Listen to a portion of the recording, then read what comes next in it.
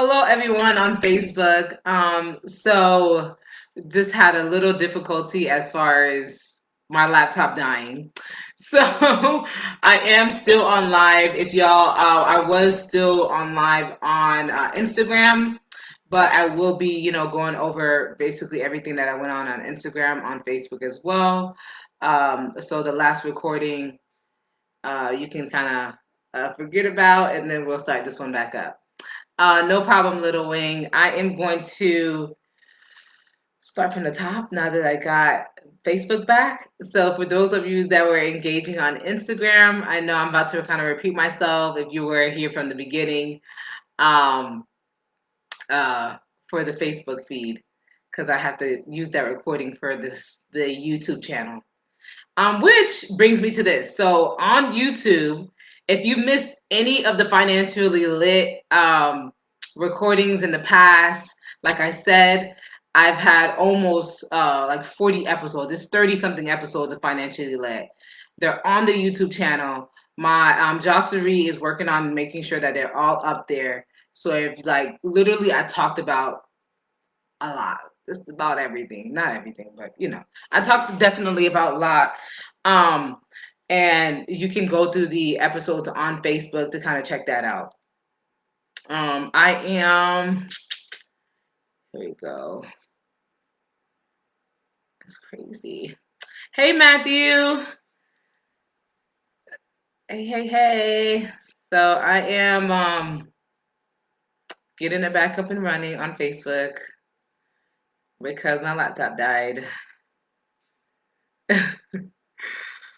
But it's okay. It's okay.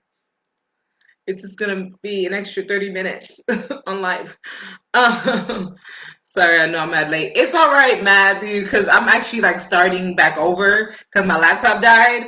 So that Facebook has the actual recording. I'm gonna go ahead and start the run through.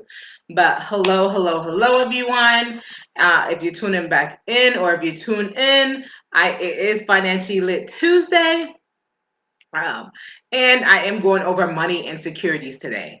So the insecurities about that we have about money that's ultimately preventing us from achieving that level of wealth that we ultimately want. Now, I do want to say for starters that everyone's wealth journey is not the same. Okay, not everyone wants to be a millionaire, and it's okay. It's absolutely okay. Like if you just want to have six figures, if you just want to have $80,000, $60,000, it's all right. Like having those different money goals and things like that.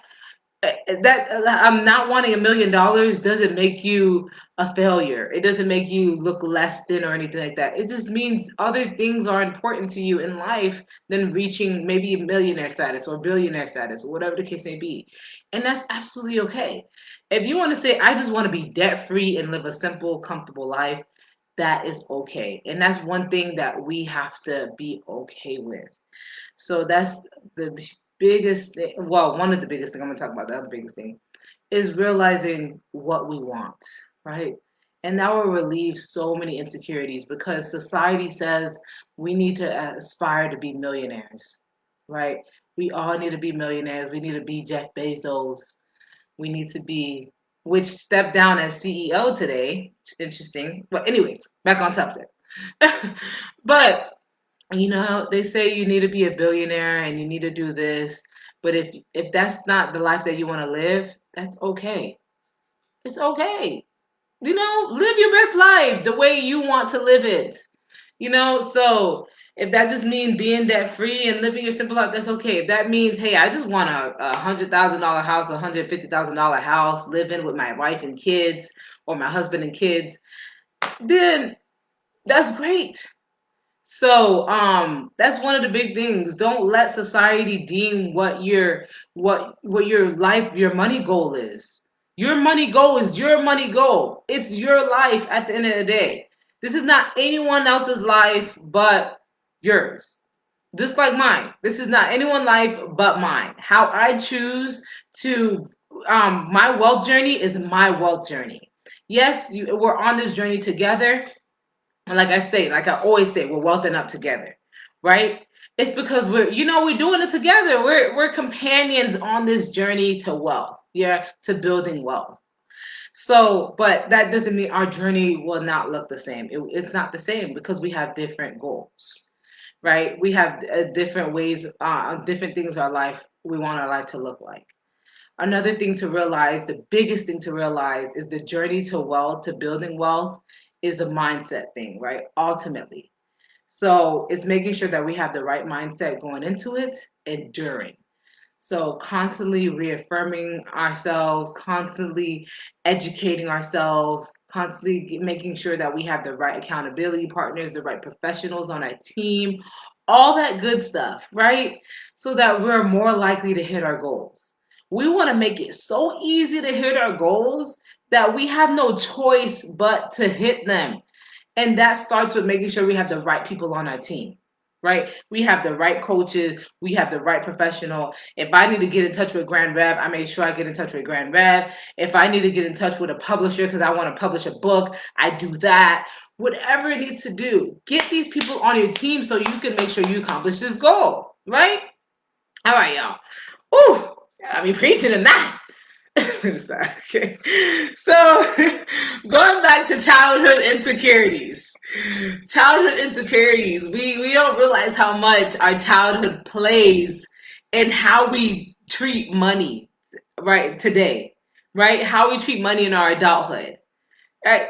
So our childhood plays a huge role because we hold on to these things. We hold on to the traumas. And we if we don't recognize that we're doing them, we continue them. And what we need to realize is how we treat the items and the things in our life, and the people in our lives are a reflection on ourselves and how we view ourselves. Right? At the end of the day, if you're I open my water to take a sip of water and I put it back down. Hold on. It's a reflection on ourselves and how we view ourselves. If we're like, if we're like reckless with money, right? And we're like, we let money do whatever it wants. How if our relationship with money is like that, how do we expect to have a relationship with somebody else, right? If we're letting that run reckless, then what is our relationship? Are we going to communicate effectively in our relationships with people? We're not even communicating with our money. We're letting it do whatever it wants, right? So recognizing that how we treat these things in our lives, how we do anything is how we do everything, right?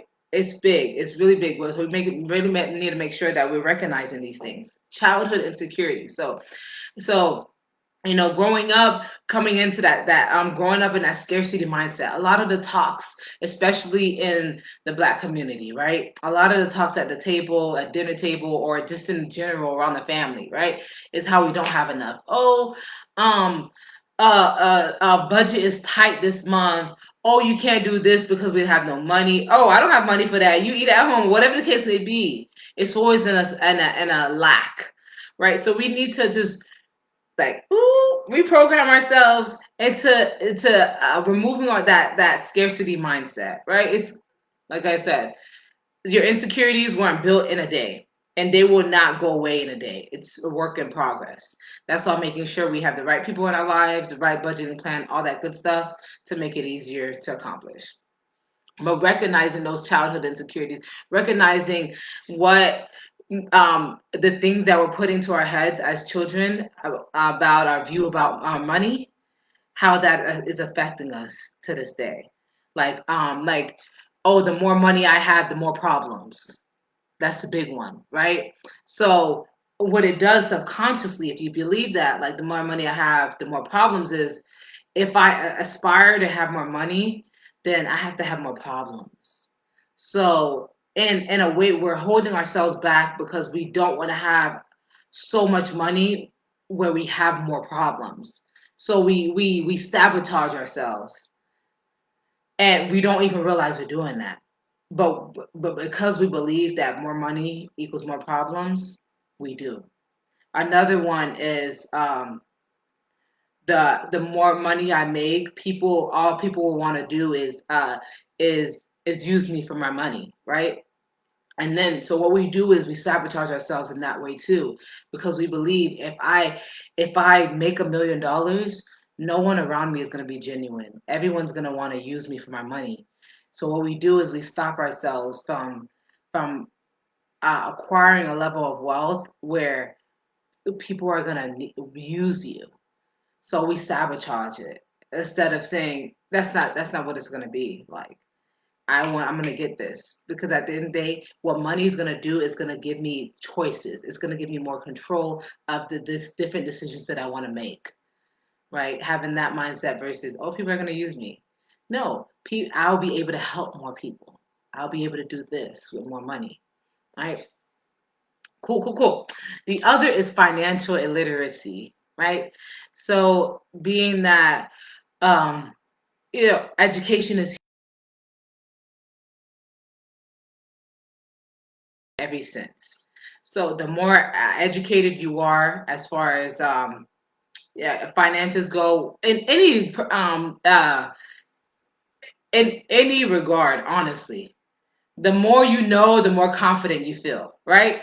The more you know about skiing, the more you like, I could teach a class on that. I got this. Same thing when it comes to money. If you're like, I've opened I've opened tons of businesses, right? I've opened so many businesses that I got the IRS on speed dial. I have the EIN number saved on my bookmark. When that happens, now you feel like you are the guru of opening businesses. I'm going to go and help everyone open businesses because I got this. I've been doing it. Same thing when it comes to managing money, right? Now that you're educated about it, you're going to want to do more of it. You're going to be like confident. You're going to be like, "Oh, I got this." So why not educate yourself more on it, right? So of course, financial literacy is not really taught in schools. Yeah, right? But we know people in our lives. We have the internet. We are walking around with many computers where we can learn more things about money, about how to treat money, about how to move money, things like that, to remove those financial insecurities, those money insecurities, to help educate ourselves so that we don't feel like when it comes to having a conversation about money, it makes us like kind of tighten up, stiffen up because we don't know what to talk about. Like we don't really know how to move money, so we feel like we can't have a conversation about it unless it's about a lack thereof. So it's easy to talk about, oh, I ain't got no much money. Let me tell you about my bills. Da, da, da, da. And you ramp on forever. Or you could talk about all the things you want to buy, but you can't buy because you have no money. Those conversations are easy, right? But having the conversation about, the market, um, real estate, maybe Bank of America came out with a new story, or interest rates. How does interest work? Maybe having those conversations. Those are more taboo when they shouldn't be, right? Feeling more comfortable having money conversations. Don't run away from them, even if you feel like, yo, I really don't know. It's okay. Like it's okay to not know. It's not okay to continue to be in the unknown, right? So yeah, let's get literate. Like I said before, I have almost 40 episodes of Financially Lit Tuesdays on YouTube, right? I go live every Tuesday. You can go down the Grab that page. They're there. This is free information that I offer every single Tuesday. Like this is just one element. I do wealth up events every month, right? So it's been a little shaky. Well, no, February just started. We'll see when wealth up is going to be in February, but yeah. So I do wealth up events, financial literacy events every month. I go live every Tuesday, so this information is available. I literally tell y'all book a call with me, and I will give you information for free, right? So these things are available, right? These elements. There are other people in the world that offer information. Literally, all my coaches, and they're millionaires, mind you. All my coaches offer free like tips. Like they talk. They love this. If they're passionate about this, like I am. I go live every Tuesday because I can talk about money all day. Sometimes I'm tired because I've been making decisions all day and running numbers, but I get on camera and I start talking about finances and it fuels me. I love this. So tap into that. If you find someone or find somebody that you're like, wow, I like what they're doing, talk to them because 9 out of 10, in fact, 9.9 out of 10, they're gonna offer you free information. So go ahead and make the connection, right? And if you're like, um, maybe they're not as receptive, offer them something of value and then in return for information. So say, hey, I had this, whatever the case may be, whatever you may feel that can be a win-win situation for both parties, go ahead and do that so that you can get some information out of them for something that you would like to do, right? So, the information's out there. Make the connection. Yes. Um, controlling our money. This is big because, we feel like, oh my gosh, it's just doing whatever it's want. I don't know how to move my money. I don't know how it works. So we feel stuck, right? I have no control of my money. So it makes you insecure. So you don't even want to talk about it. You don't want to talk about your credit score. You don't want to talk about the money you got in your account because you're like, I know I just got paid yesterday, but I don't know where that money went, right? So you don't even want to talk about that because you have an insecurity about it. And look, I think like I should have like a button where I press that says budget, budget, because I talk about this in every single live, how important it is to have a budget, right? Because at the end of the day, when you do, now you have that sense of control. You know where your money's at. And you know what? When you have a conversation about money, yeah, I know what my money is doing. I know exactly what it's doing right now. It's the second. You know what just happened? It's the second. So Progressive just took their money. And you know what? Tomorrow, you know what's gonna happen? Yeah. Mm-hmm. Yeah, my phone bill, they're about to take their money as well. So now you know what your money's doing. You can have that conversation. You feel more confident because you know that you got a hold on this. Or I meet with Grant Rev every month. I know what's happening in my financial life. So you no longer have that insecurity. Google stock will move it. ah, are you funny? Speaking of stocks, oh my god. No. We're not talking about stocks. Oh my gosh. Uh, yeah. Oh, no. Stay on topic. All right. So, plan. So, like I said before, some person out there said this quote about if you fail to plan, then you plan to fail. Ooh, right? So, making sure that at the end of the day, we have a plan. Our retirement, all that good stuff. Making sure, hey Monica, making sure that we have a plan put in place because if we don't, then where what direction are we going in? Like if you don't have a plan for your money, that budget at the beginning of the month, then what direction did you want your money to go in? It's gonna do whatever it wants. Just like your life, if you don't have a plan for it, and you take it day by day, and you're like, "Whoa, what did I do for the last 20 years? Like, or 5 years or a year? What happened? Because you didn't have a plan. Making sure that we have a plan. Hey, Melinda. Um, Yeah, especially for retirement, y'all. Retirement is huge. You do not want to be 70 years old still working, 75 years old still working because you have to, because you need to make bills paid. There were so many older people working during COVID because they had to make sure they had to eat, right? They had to make sure they had money coming in. They had to get a job, or they had to get back to work because unemployment got cut down. So then $600 unemployment bonus is not there anymore. So yeah, you don't want to be in that position. Your kids is not a retirement plan. They have their own lives to live, just like you have yours too. You made the poor decision of not planning for your retirement. Don't let them suffer for it. All right. Um, debt, debt insecurities. You're like, and it's so interesting. Like when I bring up like credit talk with people and stuff like that, the people that shy away are like, "Ooh, my credit's like 620 and something." You could kind of see the way they're fidgeting because And you could know that it's lower than that, but they feel insecure about it because they know that it should be higher. So it makes them feel like, oh my gosh, like I don't have my stuff together. But just understanding how debt works, right? America works off debt. Like the country is $1 trillion in the hole, like trillions of dollars in the hole. Like it's it's it's intense. But and it's still it's a powerful, it's a very powerful nation at the end of the day. Am I saying go and get your debt on? No, that's not what I'm saying. I'm just saying just to understand how debt works. There is debt management. So, there is ways to manage debt without it being out of control. So yes, keeping your debt to a minimum is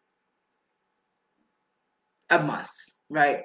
So making sure that you have a handle on your debt, you have it managed, you're watching your interest rates, which is big. You can have debt, watch your interest rate, not at the high crazy interest rate that those creditors give you, like 14, 10, 12, 23, 29, 40. I see some crazy interest rates, not those. But you can do your 0% APR for 12 months and go ahead and pay that off. You can leverage your credit. So, but you don't want to just go ahead and get all this debt and you have not, like, you don't have a handle on it. You don't want to just get debt just because it's available. So understand how interest works, how debt work, and then insurance. I do want to leave off on that picture. Insurance. So I think the amount of people that are getting insurance is like decreasing, which is bad because y'all, we're not planning for our future. We're just kind of taking it day by day. Hello. No, insurance is super important. So whether it's health, life, especially life insurance, when it comes to life insurance, I feel that my generation and even the upcoming generation, they're just not knowledgeable on how insurance works. It's like the information didn't get passed down. They're just like, oop, doo, doo, doo. And then maybe our parents' generation as well. I can count them too. The information just didn't get passed down as far as how it can be a benefit, right? You think about it. Look, you sign $1 million policy and something happens to you. Your children or whatever who your beneficiary is automatically a millionaire in your passing versus them raising a GoFundMe for your funeral, right? Or whatever the case can be, or having to call so and so family members to put together for the burial and still be in a worse a situation than they were when you were alive, right? Making sure that, hey, I know that 10 years after I pass, my family's okay because they have this and some. I have an investment component to my life insurance. I have cash value build up. Okay, 20 years from now, I'm lit. I go retire off of that money. Whatever the case may be, whatever you need to do to make sure you have the right protections in your life, y'all. These things exist. Like like start at what you want to achieve and then get the information from there. What do you want to achieve? Because the information out there, it is possible, y'all. So just making sure and get into life insurance. Like if you don't have life insurance, that definitely making sure you read up on it. There are different types. Make sure that you do have a variety of the different types. Term is not bad. Whole life is not bad. IULs are not bad. Neither of them are bad. It's just with term, it does expire after a certain amount of time. Term is cheap and it gives you coverage. So term is easy. You could get a $2 million policy for depending on your age. Let's say $200 a month. $2 million policy, you lit on term. But if you're trying to get $2 million on an IUL, it would be like 3,000. Yeah, it is costly, but there are other benefits with the IUL. So just making sure that y'all are educated in that. I do have lives, like I said, on the YouTube channel that I talked about life insurance, that I talked about budgeting, that I talked about all of these different elements, y'all. Like financial insecurities, like we have to recognize the insecurities that we have within us so that and point them out and constantly work towards them. Like I said and over again during this live, the insecurities weren't built in one day and they won't leave in one day. It's a work in progress. So let's continue to work on it. Next week we are talking about the dating booty budget. So the dating budget, how much money we're putting to the side to date. For my married people, y'all go on dates too. Well, hopefully. So you can definitely tune into the live. I will see if my friend's available to hop on the live with me because he actually gave me the idea to go over a topic like that. Talking about the booty budget, like how much money do I spend when I'm dating? So definitely going over that next Tuesday. And then the prenups, we're going over prenups, and then the marriage CFO as well in the coming weeks. So definitely tune in. Tax season is upon us. For those that need to get their taxes filed, definitely feel free to reach out if you have any tax questions. Like I've had a couple of people that didn't even file with Granddad that had questions. If you have questions and you're like, oh, I already filed my tax return with somebody else, that's okay. We're available to help. We definitely want to make sure we're giving you the right information to wealth up. Um, there are different promotion opportunities. We have discounts for students, discounts for veterans, military personnel. We have credit package, bundle packages, free month of your budgeting, like different packages, different opportunities as far as getting your taxes filed with Grand Rev. So you could definitely take advantage of those. Um, and we will be filing on site if you're in Jacksonville, Florida, at One Bridge and Teaposh Naturals on site. If you're in South Florida, we do have associates in South Florida, in Orlando, here in Jacksonville, of course, and in Nashville, Tennessee. So we do have throughout the state of Florida, we have associates available, not just myself. We have after hours from 9 to 8 on the weekdays and from 11 to 5 on the weekends. So we're available for tax preparation. Appointments must be booked. And that's it, y'all. If you have any questions, feel free to reach out. I hope you all enjoyed the live today. It was definitely exciting coming up with the topics for this month. Yeah, and everyone have a wonderful day, like wonderful evening, I should say. Um, and thank you those that bared with me as far as my laptop dying. I appreciate you all. Hello, Miss Rebel. Oh, Rebel. I think I said that right. But yes, have a great day, y'all. Good night. All right, all right. Oh, hey, Ty. Oh, shoot. I didn't even see this. I didn't even see the comment on here. Oops. Hey. I'll see y'all. Good night.